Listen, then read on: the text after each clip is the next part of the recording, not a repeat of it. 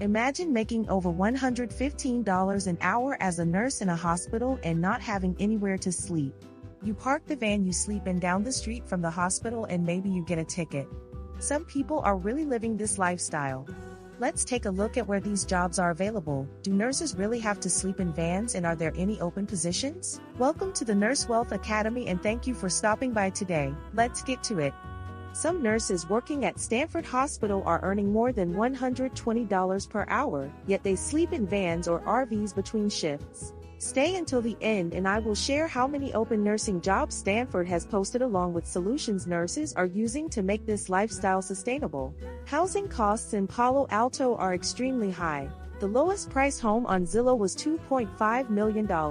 Rentals can reach $14,000, $18,000, even $25,000 per month.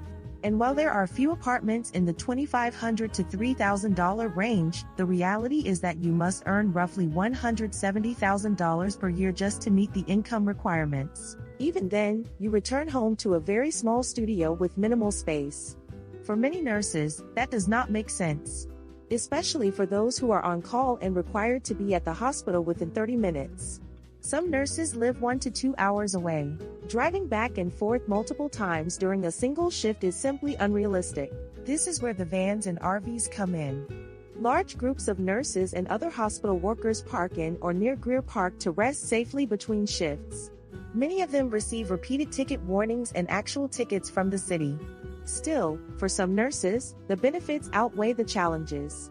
Here is a great benefit for workers though. Stanford Hospital will offer sleep accommodations and hotel rooms for staff under certain conditions, especially during heavy call periods or emergencies. The challenge is that availability can be limited and spaces book quickly. The Nurses Union has been pushing for more consistent and guaranteed housing options during their negotiations because the need has become so widespread. Even though van sleeping sounds unusual, it allows nurses to avoid paying thousands of dollars per month in rent. That money can go towards savings, debt payoff, or building a financial cushion. When you compare $2,500 for a small studio versus nearly nothing to rest between shifts, the financial difference becomes clear.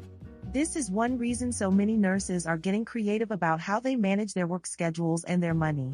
If you are enjoying this and you want more content about nursing financial opportunities, take a moment to like this video and subscribe to the Nurse Wealth Academy. It helps more nurses find options outside of traditional bedside burnout. Safety is another question many people have. Nurses who rest in vans and RVs are not just parking anywhere. They often choose safe parking programs, gym parking lots for shower access, RV parks, or designated areas where multiple workers stay together.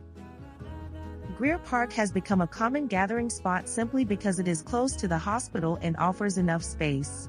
Even with ticket risks, nurses feel safer staying near other healthcare workers rather than elsewhere in the city. Many nurses only use their vans on days they are scheduled or on call. They have regular homes elsewhere, often far outside the Bay Area. This keeps the cost manageable while still allowing them to meet the hospital's call time requirement without excessive commuting.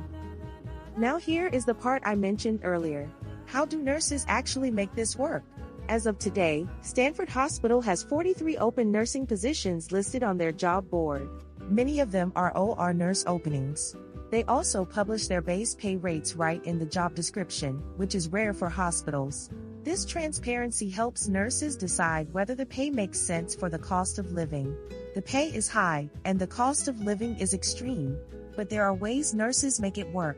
Some choose short-term contracts and commute in only during their call blocks. Some rely on safe parking programs or negotiate shared housing with other nurses. Some take advantage of hospital-provided accommodations when available. And many nurses focus heavily on money management. Because even with a high salary, carrying a lot of debt can make it extremely difficult to thrive in such an expensive area. Good financial planning, reduced debt, and intentional budgeting are key. If this method does not fit your lifestyle, that is completely fine. Simply click on one of these to learn about a different side hustle where nurses bring in big money.